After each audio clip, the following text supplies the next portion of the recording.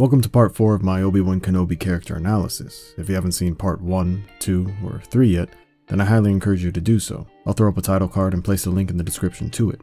In today's video, I'll continue my case for Obi-Wan as the greatest Star Wars character, looking at his role in the original trilogy. So without further ado, let's get into it.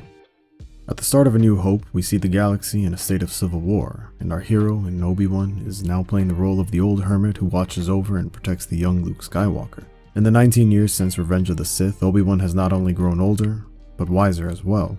While he may not be the warrior he once was in the Clone Wars, he still maintains his affinity for peace as a person that can be relied on to influence the future and fight the good fight. Help me, Obi-Wan Kenobi. You're my only hope. One of, if not the most iconic lines in Star Wars, one that directly builds up the legend of Obi-Wan Kenobi. Even without prior knowledge of who Obi-Wan is, audiences are immediately intrigued, as we can recognize Obi-Wan as not only a man of importance, but one that is a symbol for hope to the galaxy during a dark time. Obi-Wan Kenobi. I wonder if he means Old Ben Kenobi. I beg your pardon, sir, but do you know what he's talking about? Well, I don't know anyone named Obi-Wan, but Old Ben lives out beyond the Dune Sea. He's kind of a strange old hermit. Here we get a glimpse at the name that Obi-Wan has made for himself on Tatooine, and similar to the desert planet itself, how secluded he has become, not mentioning his past to others and keeping to himself as much as possible, emphasizing the idea that he's kept to his ideals, following the will of the Force, and allowing Luke to choose his own destiny. He says that he is the property of Obi-Wan Kenobi, a resident of these parts, and it's a private message for him. Quite frankly, sir, I don't know what he's talking about. The loyalty that R2 shows not only to Leia and the Rebellion, but to Obi-Wan, is a sign of the type of person Obi-Wan is, someone that you could trust your life with, to the point that R2 would risk his own life on the belief that he could deliver this message to him. It's representative of what being a symbol of hope can do for others, as it can make the most unlikely hero rise to the occasion. I think he's searching for his former master, but I've never seen such devotion in a droid before. And what furthers the intrigue in Luke and the audience as to who Obi-Wan is can be found in Owen and Beru's reaction to hearing the name for the first time in many years. He says he belongs to someone called Obi-Wan Kenobi. I thought he might have meant Old Ben.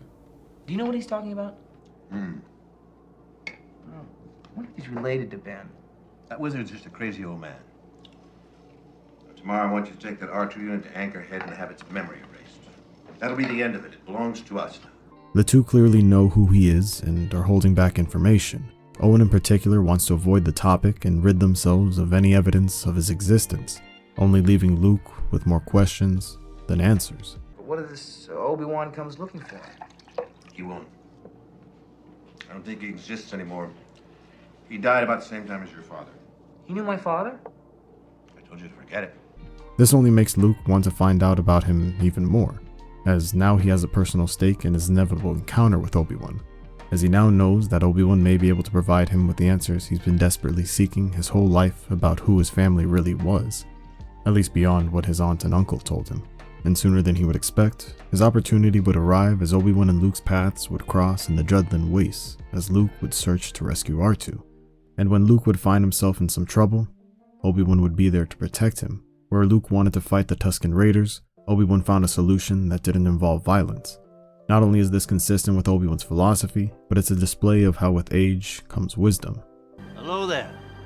Even after all these years, he's still got it. Come here, my little friend. Don't be afraid. Oh, don't worry, he'll be all right. Typically, Obi-Wan is not one to show affection to droids, but here we see that over time he's become more compassionate towards them as he treats R2 as any other person, even as an old friend. A trait that not most characters in Star Wars have, as more often than not, they quickly dismiss or discriminate against them. Overall, Obi-Wan is always quick to show his friendly side, while encouraging others to be brave. Rest easy, son. You've had a busy day. You're fortunate to be all in one piece. The Judland Wastes are not to be traveled lightly. Already we see Obi-Wan begin to take on the fatherly role for Luke, as he gives him advice to be careful for his own well-being, even helping Luke to pick himself up when he's fallen. He claims to be the property of an Obi-Wan Kenobi. Is he a relative of yours? Do you know who he's talking about? Obi-Wan Kenobi. Obi-Wan. Now that's a name I've not heard in a long time. long time. As Obi-Wan hears his true name for the first time in years, we see the memories of who he once was flood back in him all at once. It's a reminder of the value that our name has, as it's as much a part of us as anything else. So when he hears it, he feels almost reconnected with himself, just as we're reconnected with him. I think my uncle knows him. He said he was dead. Oh, he's not dead. Not yet. You know him? Well, of course I know him. He's me. Even after all these years, Obi-Wan's sense of humor never faded. Even adding in the "not yet" is a playful way of showing that Obi-Wan has come to accept that there will come a point when his time is up. One of the common differences between a younger and an older man is their perception on life, as we see a young Luke who's full of aspirations and may feel immortal. Old Ben understands that just as every story has a beginning, it has an end. I haven't gone by the name of Obi-Wan since all before you were born. Well then, the droid does belong to you. Don't seem to remember ever owning a droid. Alright, Obi-Wan, why are you gonna do R2 dirty like that? You could at least say you know him. While he does know R2, we see another example of how precise Obi-Wan is with his words, never denying knowing the astromech, just as he never denied being Obi-Wan. This would be a theme as he would tell the story of Anakin Skywalker from his own point of view. No, my father didn't fight in the wars. He was a navigator on a spice freighter. That's what your uncle told you. He didn't hold with your father's ideals, thought he should have stayed here and not gotten involved. Just like the uneventful life of a farmer that Luke lives, the story he's told about his father matches it, where Obi-Wan now presents Luke with a more exciting story of Anakin, one as a legendary hero of the Clone Wars. You fought in the Clone Wars? Yes. I was once a Jedi Knight, the same as your father. This revealing to Luke that Obi-Wan is far more interesting than the old hermit he believed him to be. Also to note, Obi-Wan uses the past tense, as he feels like he's been retired from the job. But that doesn't mean he's lost any of his ideals or philosophy as a Jedi, as he would be ready to pass them down to Luke and have the Jedi live on through him. I wish I'd known him. He was the best star pilot in the galaxy, and a cunning warrior. I understand you've become quite a good pilot yourself. And he was a good friend. Obi-Wan's memory of Anakin remains untarnished as he disassociates him from Darth Vader entirely. We can see that he truly views the two as two different beings. Whether he wants to admit it or not, he wants to believe that the man in the suit may still be there. Although, because Obi-Wan is a realist, his look of fondness in his once best friend fades away, as the reality sets in of what he became and his failure along with it. Your father wanted you to have this when you were old enough, but your uncle wouldn't allow it. He feared you might follow old Obi-Wan on some damn fool idealistic crusade like your father did. While Anakin may not have said this exactly during the lightsaber transaction, the sentiment is still there, as it's something that Obi-Wan truly believes that Anakin would have wanted, as the lightsaber is a beacon of hope, as Anakin once was. Or as Obi-Wan would say, Your father's lightsaber. This is the weapon of a Jedi Knight. Not as clumsy or random as a blaster. An elegant weapon, but a more civilized age. Obi-Wan's description of the lightsaber fills Luke with wonder as he gives the weapon life through his description, making the Jedi truly feel like knights of the medieval times. The passing of the weapon and almost lineage or worthiness attached to it is reminiscent of fantasy tales of the era, such as King Arthur and the Weapon of Excalibur. This furthers the idea of Obi-Wan as not only a father figure of sorts, passing down a family heirloom to Luke, but also akin to Merlin as a wizard or mentor that guides the young hero on his journey. This scene in general begins to show Obi-Wan lead Luke from the known and ordinary world to crossing the threshold into the unknown. For over 1,000 generations, the Jedi Knights were the guardians of peace and justice in the Old Republic. Before the Dark Times. Before the Empire. Obi-Wan, like many other elderly people, provide us with a window into the past. Through them, we see the world's events through their point of view, and it makes the events all the more real. Not something that you can gather from a history book per se, as we see the pain in Obi-Wan of reminiscing the change between how society was during the Republic era, only to diminish during the age of the Empire. How did my father die? A young Jedi named Darth Vader, who was a pupil of mine until he turned to evil, helped the Empire hunt down and destroy the Jedi Knights. He betrayed and murdered your father. Now the Jedi are all but extinct. Vader was seduced by the dark side of the Force. This retelling of history's events reminds us that perspective is everything. As Obi-Wan would say, So what I told you was true, from a certain point of view. this is important not only because Obi-Wan likely doesn't want to burden Luke with the details of what happened 19 years prior, but more so this is how Obi-Wan can essentially sleep at night, as he finds it difficult to come to terms with Anakin's actions that led to his betrayal, so it's easier to pin them on the other side, on Vader. This also introduces to Luke the idea that the Jedi are not perfect. They're people, just like anyone else, with desires and flaws. This greatly juxtaposing the storybook description of being the guardians of peace and justice. Because Obi-Wan is the only Jedi that Luke and the audience are aware of at the time, he becomes our representative for what an ideal Jedi should strive to be like, and comparatively, Vader is what we should avoid, as he's the result of when those ideals are corrupted. The Force? The Force is what gives the Jedi his power.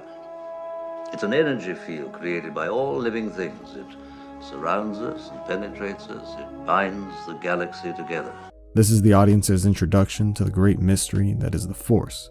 A great description given by Obi-Wan, as the Force is everything and is essential to life itself. This reminding us that it's not the Jedi or Sith who innately have the power, but are given it by the universe, similar to any other gifts or abilities that one may have. But just like all of those, it's up to us to do something with it. This is the difference between the Jedi and Sith, as the Jedi understand that this power comes from the universe, and it's their job to use what they're given for good, for the benefit of others. But the Sith think inward, always craving more power than they can handle. I have placed information vital to the survival of the rebellion into the memory systems of this R2 unit. This is our most desperate hour. Help me, Obi-Wan Kenobi. You're my only hope. The importance of Obi-Wan couldn't be any more clear in this moment, as the fate of the rebellion rests in his hands, harkening back to the idea that he, Bail, and Yoda would wait until the time was right. Obi-Wan understands that now is the moment, as the child Bail swore to protect calls for him, so he turns to Luke for help. You must learn the ways of the Force, if you're to come with me to Alderaan. Obi-Wan calls on to Luke to aid him in his journey, as he understands that now is the time to teach him about the Force and to pass on what he's learned. Not only is this a chance for him to keep the Jedi alive, but the spirit of Anakin Skywalker, as Obi-Wan can now begin to take the steps to being the mentor that he couldn't be with Anakin, something that would only really come with age and wisdom. Alderaan? I'm not going to Alderaan. I've got to get home. It's late. I'm in port as it is. I need your help, Luke. She needs your help. I'm getting too old for this sort of thing. Obi-Wan chooses to come from a place of vulnerability, rather than only selfishly wanting to teach him about the Force for his own pride or for a prophecy, or even just keep a promise to his former master. He wants to because it's the right thing to do, to help others, and he realizes that he must come from that angle if Luke is to truly be the hero of the rebellion. I can't get involved. I've got work to do. It's not that I like the Empire. I hate it, but there's nothing I can do about it right now. It's such a long way from here. That's your uncle talking. Obi-Wan calls it as he sees it. Everything in Luke's attitude expresses that he wants to go, but he's forcing himself to live the life his uncle wants him to. Ironically, very similar to Anakin, as he was forced to live the life that others chose for him as well, early on as a slave, and then as a Padawan growing up, always following the Council's rules, rather than choosing his own path. Obi-Wan reminds him that his rationale is really just an excuse, because it doesn't come from him internally, rather externally. Learn about the Force, Luke. Look, I can take you as far as Anchorhead. You can get a transport there to Mos Eisley or wherever you're going. You must do what you feel is right, of course. While Luke refuses the call, Obi-Wan leaves him with food for thought, that in the end, the decision is his. Only Luke can choose his destiny, and as a hero who seeks out adventure and purpose, these words would stay with him as doing the right thing and having a positive impact on others is all that he really wants. And as they would return from Obi-Wan's home, they would begin to find out what fate had in store for them. I've never heard of them hitting anything this big before.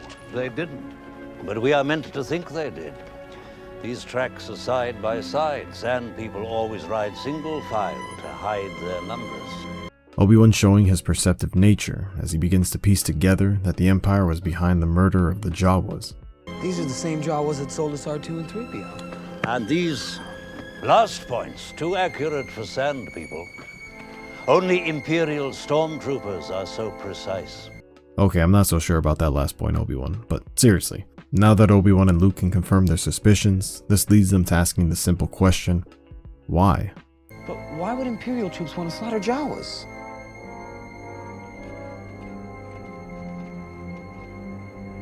If they traced the robots here, they may have learned who they sold them to, and that would lead them back home. Oh, wait, Luke! It's too dangerous! When Luke puts all the clues together, Obi-Wan advises against going, but never tries to stop him beyond that, as he understands that sometimes you must discover the truth for yourself and see it with your own eyes. Something that Obi-Wan can relate to when he discovered the truth of his former apprentice. There's nothing you could have done, Luke, had you been there. You'd have been killed too, and the droids would now be in the hands of the Empire. Obi-Wan needs no explanation of what occurred. He knows that the important thing is not what happened or dwelling on what could have been. Rather, what we can do with the time that we're given. A point that's eloquently said by Obi-Wan's counterpart in another epic fantasy tale. I wish none of this had happened. So do all who live to see such times, but that is not for them to decide. All we have to decide is what to do with the time that is given to us. With this in mind, Luke makes a choice, accepting his call to adventure into the new world, following in his father's footsteps. I want to come with you to Alderaan. There's nothing for me here now. I want to learn the ways of the Force and become a Jedi like my father. And so, Obi-Wan and the others begin their adventure, where getting off Tatooine would prove to be their first obstacle. Mos Eisley Spaceport. You will never find a more wretched hive of scum and villainy. We must be cautious. Once in the city, they would find themselves surrounded by stormtroopers looking for R2 and 3PO, a scenario that could end their journey right there and then, but Obi-Wan ensures that this wouldn't be the case. They're up for sale if you want them. Let me see your identification. You don't need to see his identification. We don't need to see his identification. These aren't the droids you're looking for. These aren't the droids we're looking for. He can go about his business. You can go about your business. Move along. Move along. And just like that, Obi-Wan showcases the classic Jedi mind trick for the first time. Not only is this the first time that Luke witnesses the iconic move, but the Force in general in action, as he's given a glimpse of the benefits that the Force has on the world around him, as it's not only useful to aid one physically, but mentally as well. I can't understand how we got by those troops. I thought we were dead. The Force can have a strong influence on the weak-minded. Obi-Wan lets Luke know that while this power may not be a simple get-out-of-jail-free card for every scenario, it can come in handy from time to time. Also, the way Obi-Wan uses the Jedi mind trick is important to note, as he uses it for good. An ability as powerful as influencing someone's decisions with a simple wave of a hand could easily be used for unthinkable acts, but Obi-Wan only uses it to ensure their safety, all the while guaranteeing that no harm would come to either side. You really think we're going to find a pilot here that'll take us to Alderaan? Most of the best freighter pilots that will be found here only watch your step. This place can be a little rough. I'm ready for anything. And ready they would need to be, as trouble would find them yet again. This little one's not worth the effort. Come, let me get you something. Obi-Wan shows how he fights aggression with compassion, as he's willing to vouch for peace above all else. He's willing to share drinks with this man because he's willing to look at it from a place of optimism, knowing that sometimes all people need is someone to reach out and be a friend, as most bullies lack this, and it's why they pick on others. However, the second you throw the first punch, Obi-Wan isn't backing down, also proving that he can roll with the best of them, and he definitely isn't a pushover, even though others would assume he's just another typical old man. And as we know, not only is Obi-Wan not a pushover in combat, but in the art of negotiation, as he begins to broker a deal with Han to gain passage to Alderaan. Yes, indeed. If it's a fast ship. Fast ship? You've never heard of the Millennium Falcon? Should I have? This being a great introduction into the dynamic between Han and Obi-Wan, as the two characters share opposing personality traits, where Han is arrogant, Obi-Wan is humble, and Obi-Wan knows just how to humble Han, as he once had an apprentice with Han's extreme confidence. So it only makes sense that he would remind Han that no one cares about the Falcon, even though Han says it with such pride, like it's an accomplishment. It's a ship that made the Kessel run in less than 12 parsecs. And Obi-Wan's face says it all. She's fast enough for you, old man. What's the cargo? Only passengers, myself, the boy, 2 droids, and no questions asked. There's a bit of Han that likes Obi-Wan, as he can quickly tell that he has some street smarts, so he decides to test how smart he really is, and tries to swindle as much money as he can out of him. What is it, some kind of local trouble? Let's just say we'd like to avoid any imperial entanglements. Well, that's the real trick, isn't it? And it's gonna cost you something extra. Obi-Wan is willing to play ball as the money doesn't matter to him, but more importantly, he knows it matters to Han, which makes him predictable. So Obi-Wan uses that to his advantage and closes the deal in his favor. We can pay you 2,000 now, plus 15 when we reach Alderaan. 17, huh? Okay, you guys got yourselves a ship. With an agreement solidified, Obi-Wan and the team are off to Alderaan, but unfortunately, it's during their trip that their intended destination is destroyed. I felt a great disturbance in the Force, as if millions of voices suddenly cried out in terror and were suddenly silenced. I fear something terrible has happened. You better get on with your exercises. Obi-Wan senses the deaths of those on Alderaan and shows the spiritual connection that the Force can bestow on someone, as the Force is made up of everything. So when a part of it is destroyed, it feels like a part of the Force user is destroyed as well. This reminiscent to Yoda sensing the atrocities of Order 66. So for Obi-Wan, it's more than likely a feeling that he's already familiar with, as his former apprentice is again involved in the genocide of an entire race of people. Obi-Wan then proceeds to teach Luke the ways of the Force and the ideals of the Jedi. Remember, a Jedi can feel the Force flowing through him. You mean it controls your actions? Partially, but it also obeys your commands. Obi-Wan reminds us of the importance of spirituality and the connection we have with our own spirit. In this case, it's told through the form of the Force, as it's a part of us and can guide us along our path. However, at the end of the day, because it obeys our commands, your actions are still your own. This means that we must take responsibility for our actions, as we're always given a choice. We can be guided by our ethics, our spirituality, or our morals, but what we do is still for us to determine and will define us. Hokey religions and ancient weapons are no match for a good blaster at your side, kid. You don't believe in the Force, do you? Kid, I've flown from one side of this galaxy to the other. I've seen a lot of strange stuff, but I've never seen anything to make me believe there's one all-powerful force controlling everything. There's no mystical energy field controls my destiny. It's all a lot of simple tricks and nonsense. Han's views directly challenge Obi-Wan's, as Han believes that there's no destiny and that everything is only actions that lead to direct consequences. Obi-Wan believes there's choice, but we still follow the will of the Force, in the same sense that one could simply say that everything happens for a reason. I suggest you try it again, Luke. This time, let go your conscious self and act on instinct. With the blast shield down, I can't even see. How am I supposed to fight? Your eyes can deceive you. Don't trust them. Stretch out with your feelings. Here, Obi-Wan gets Luke to separate his body from his mind by eliminating his ability to see. The eyes are what allow us to see the world we live in, but sometimes, as Obi-Wan says, they can deceive us.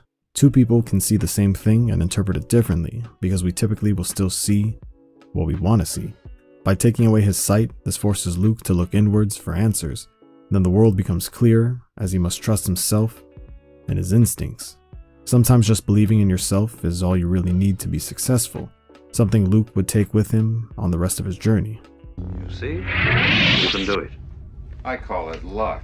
In my experience, there's no such thing as luck.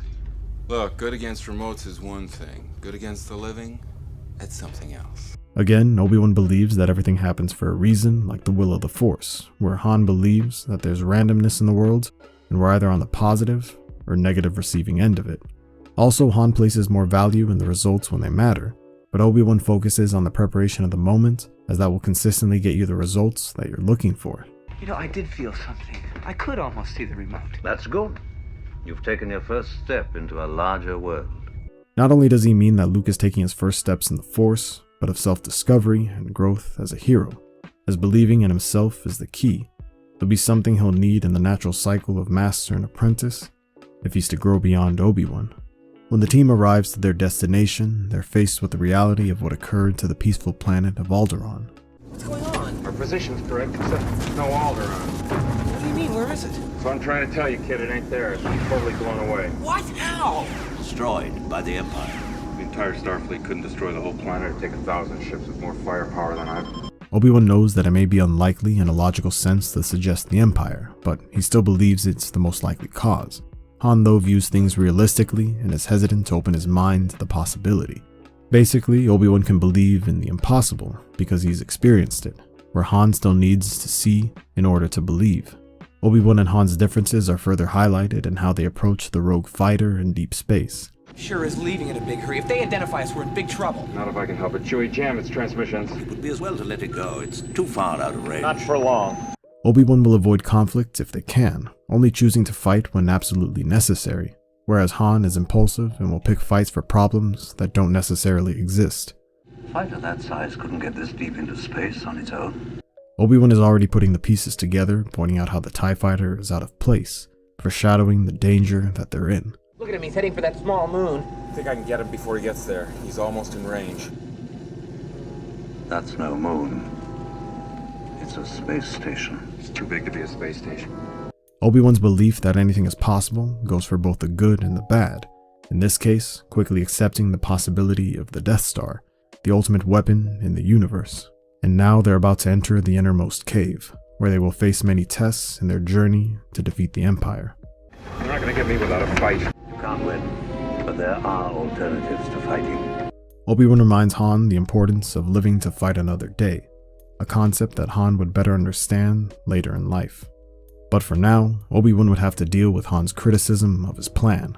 This is ridiculous. Even if I could take off, I'd never get past the tractor beam. Leave that to me. Damn fool, I knew that you were gonna say that. Who's the more foolish, the fool or the fool who follows him? Basically, right back at you. Obi-Wan's wisdom really shines as he reminds Han that they're in this together, even if he thinks it's a bad idea. Han, as the second fool, still has chosen to follow it, whereas Obi-Wan, the first fool, is simply trying his best to get out of the situation. If you know someone is a fool, yet you follow them, then shame on you, and you have no right to call them foolish, if not calling yourself a fool as well. I hope that made sense. Essentially, if you know someone is doing something wrong, why join them in it? So the fools follow through with their plan, even if one of them can't help but complain about it. Bring them on. I prefer a straight fight to all this sneaking around. And when they gather enough intel for a method to escape, Obi-Wan quickly volunteers to get the job done. I don't think you boys can help. I must go alone. Whatever you say. I've done more than I bargained for on this trip already.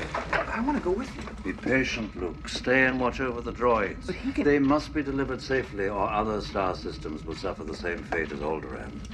Your destiny lies along a different path from mine. Here, Obi-Wan emphasizes the idea of parting ways with the apprentice once they're ready, as he's guided him along his path to the best of his ability, giving him all the tools to succeed, and he must trust him to fulfill his destiny. Unlike when he micromanaged Anakin, he now shows full confidence in Luke to do the right thing, understanding that he will have to make decisions for himself not only now, but long after he's gone. The Force will be with you, always. A reminder that not only the Force, but Obi-Wan will always be with him in spirit. Luke must hold on to the belief that Obi-Wan has in him, and start believing in himself. So Obi-Wan would be on his way to shut down the tractor beam, but all the while one final encounter between master and apprentice would be alluded to as their destinies are still intertwined. I sense something, a presence I've not felt since... He is here. Obi-Wan Kenobi. What makes you think so? A tremor in the Force. The last time I felt it was in the presence of my old master. Surely he must be dead by now. Don't underestimate the Force. The Jedi are extinct. Their fire has gone out of the universe. You, my friend, are all that's left of their religion. Even Vader has respect for Obi-Wan similar to his respect for the Force. This makes sense as Obi-Wan is as synonymous with the Force as any other Jedi.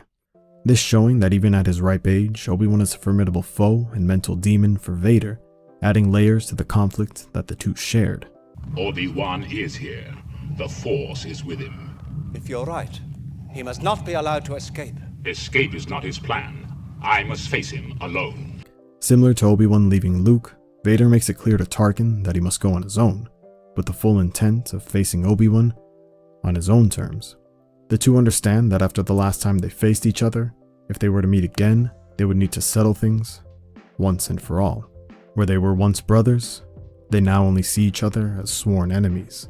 And so, the master and apprentice are reunited, both ready for a fight, with Vader already having his weapon ignited, and Obi-Wan with his ready in his hand. I've been waiting for you, Obi-Wan. We meet again at last. The circle is now complete. When I left you, I was but the learner. Now I am the master. Only a master of evil, Darth.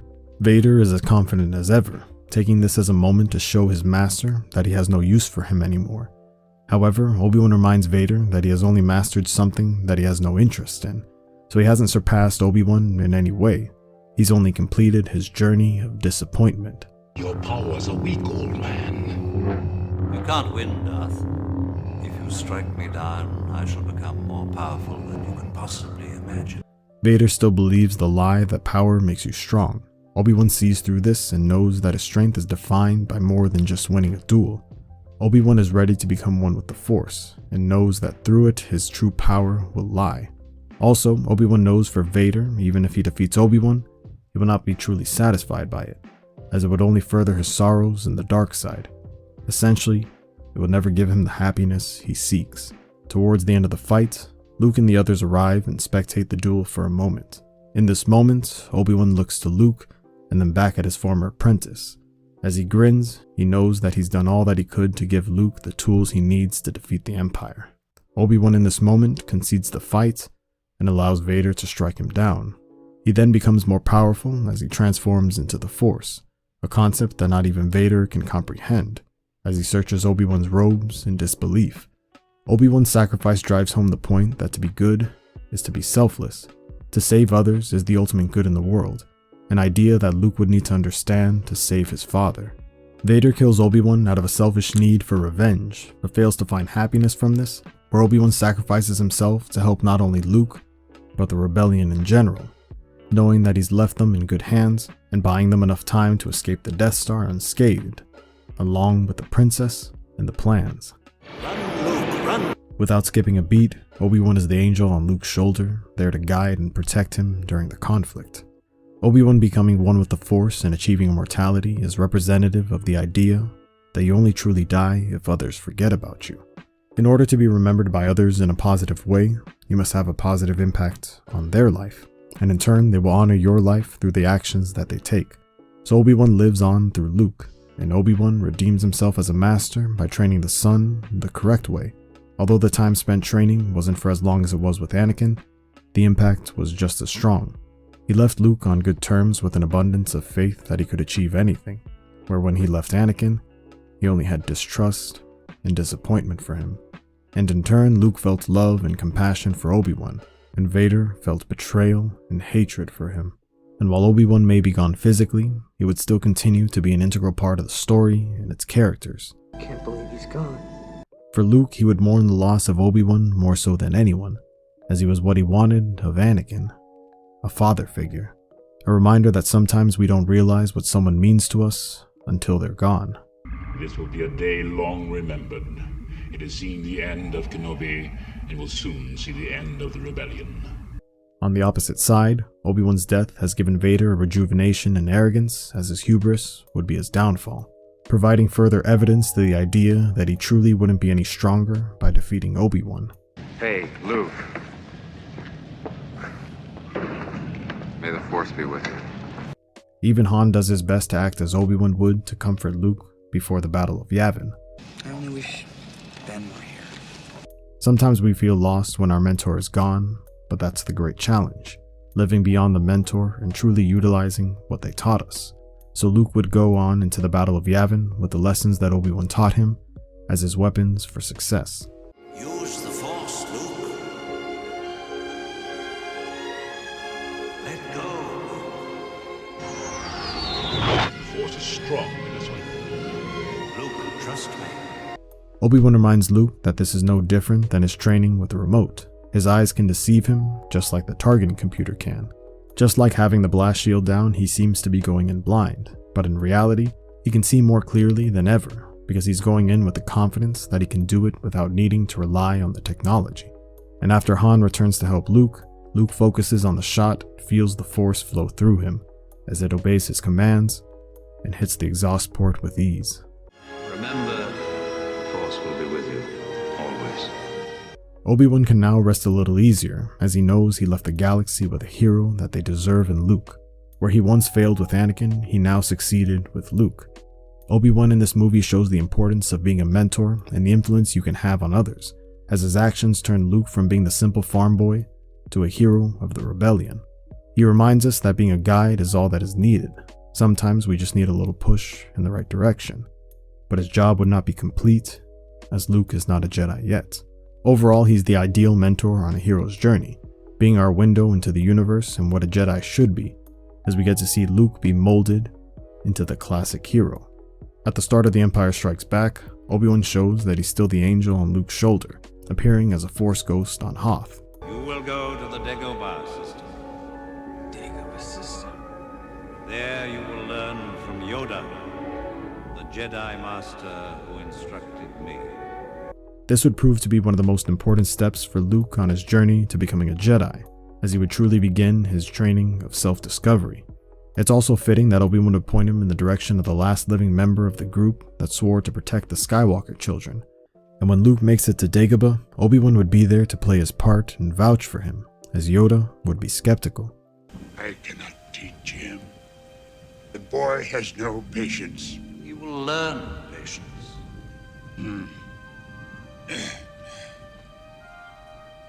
Much anger in him. Like his father.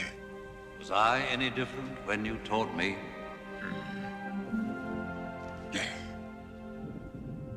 He is not ready.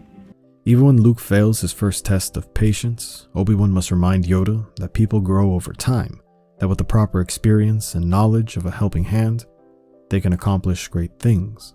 You are reckless. So was I, if you remember. A reminder that we were all young once. Obi-Wan was the type of guy to jump out of buildings from time to time, but he still had good intentions and a big heart, qualities that he sees in Luke. He finish what he begins. And after a few convincing points from Obi-Wan, Yoda is up for the challenge, but wants to make sure that Luke is too, so he seeks for Obi-Wan's approval. So Luke begins his training with Yoda and learns much from him. However, after he sees visions of the future, he decides to cut the training short. You must not go.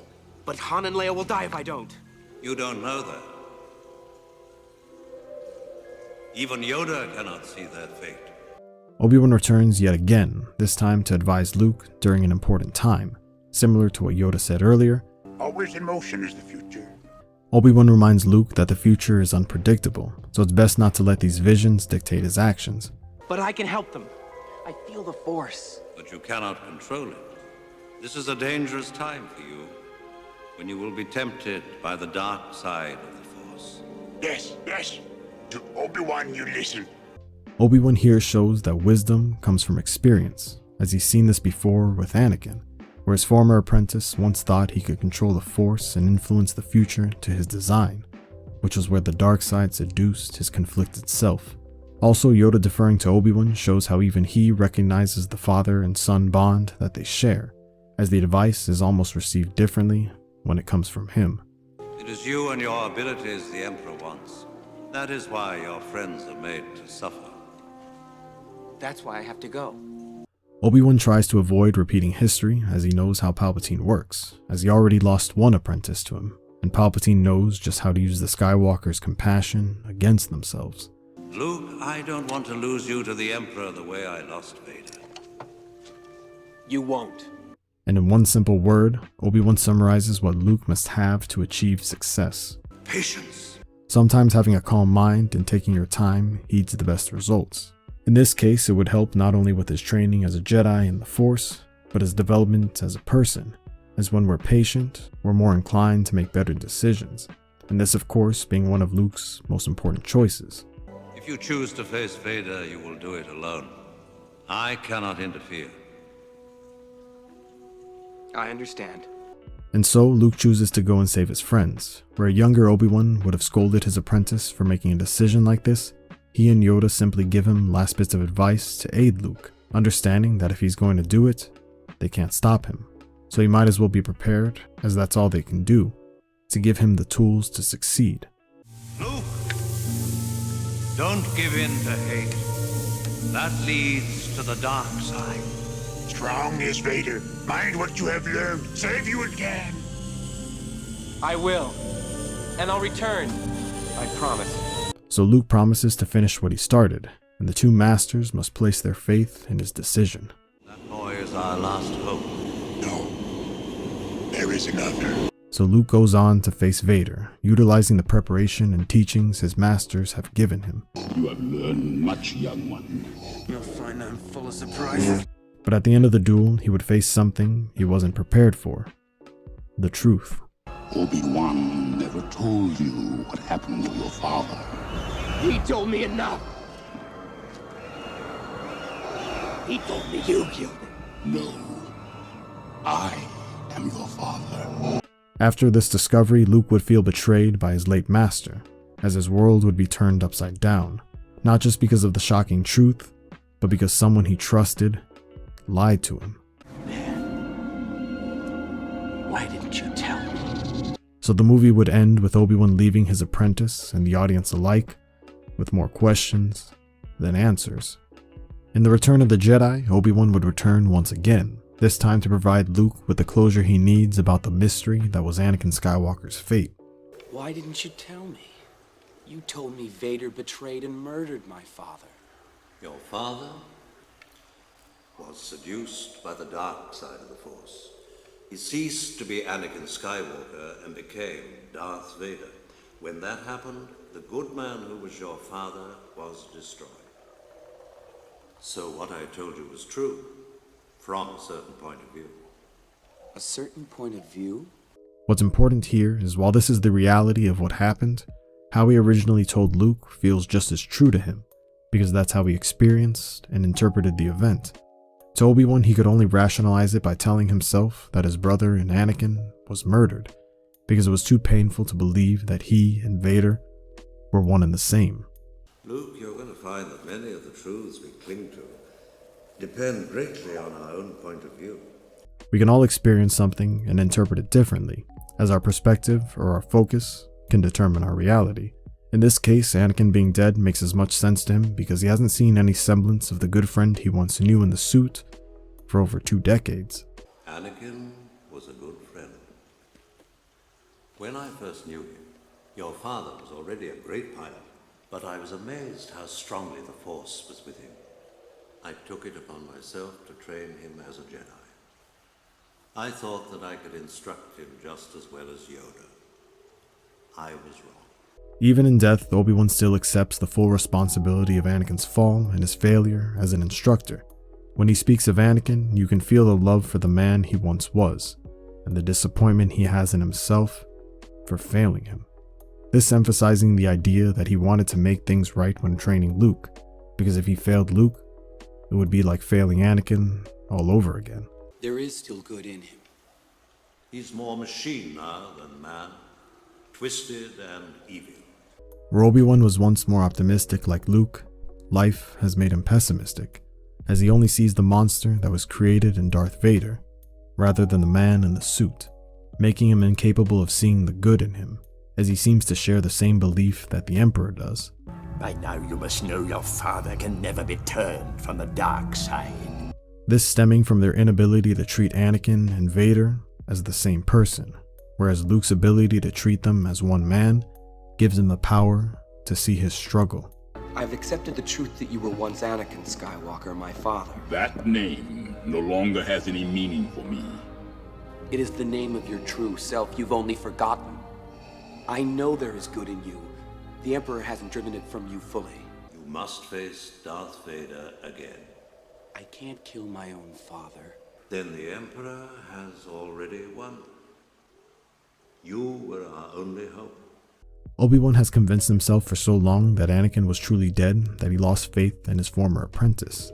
It's here that Luke's compassion, the very thing that was considered one of Anakin's greatest strengths and weaknesses, shines as he chooses to believe in Anakin Skywalker. Yoda spoke of another. The other he spoke of is your twin sister. Leia. Leia is my sister. Your insight serves you well. Bury your feelings deep down, Luke.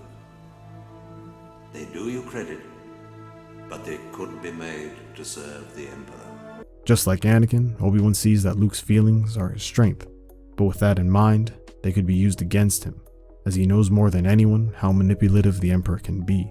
With this, Obi-Wan has given Luke all the answers he could to go in with a clear mind against Vader and the Emperor. From here on out, Luke is on his own, and he must use not only Obi-Wan and Yoda's training, but the knowledge and wisdom that they've armed him with as his ally.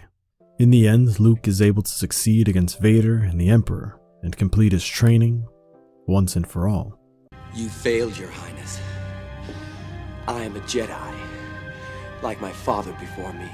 Fitting, as he's a sculpture of Yoda and Obi-Wan's vision of the ideal Jedi. They gave him the tools, but only he could do something with it, succeeding not because of his strength in the Force, but because of his bravery, his compassion, his undying belief in others, and doing what he felt was right. In the closing scenes of the movie, Obi-Wan, Yoda, and Anakin all look at Luke with pride as he went on to become the Jedi they wished they could be. From his own failures, Obi-Wan was able to make amends and teach Luke the way he wanted to teach his father. And even in death, Obi-Wan would be proven wrong for the better, as his brother was immortalized and he is reunited with his best friend once more, an idea that Obi-Wan once believed would never happen. A reminder that anything is possible, and you can always learn from your mistakes. In the end, he has to believe that Qui-Gon would be proud, as he helped bring the Chosen One back to the light and made good on his promise from all those years ago. Overall, Obi-Wan is the quintessential master, one that is knowledgeable, wise, and even flawed. We see him from a young apprentice all the way to a wizened old Jedi Master. Along his own journey, he's made many mistakes, but what makes him special is that he learned from them and always tried to improve. He was selfless and peaceful, even during times of war, and a master negotiator, showing us that conflicts can be resolved through proper communication. He was what others strive to be, and could even be considered the epitome of a mentor, a hero, and a friend. It's because of this and so much more that Obi-Wan has forever earned a special place in the hearts of audiences as the guardian of peace and justice, and the greatest Star Wars character of all time. Hey everyone, thanks for watching. I had a ton of fun making this video, so if you enjoyed it too, then I highly suggest liking the video, and if you want to see more like it, then definitely hit subscribe. And if you want to be notified when the next character comes out, then hit the bell for notifications, or consider checking out my Patreon, where I'll be uploading videos there significantly sooner than on YouTube, and the same will apply to the next parts when they come out. And on that note, I want to give a shout out to my patrons. Your support means everything to me. And thank you to everyone who watches. I truly appreciate it. And finally, let me know in the comments which Star Wars character is the greatest Jedi and why. And who knows, they might be in the next one. Until next time, remember, the Force will be with you, always.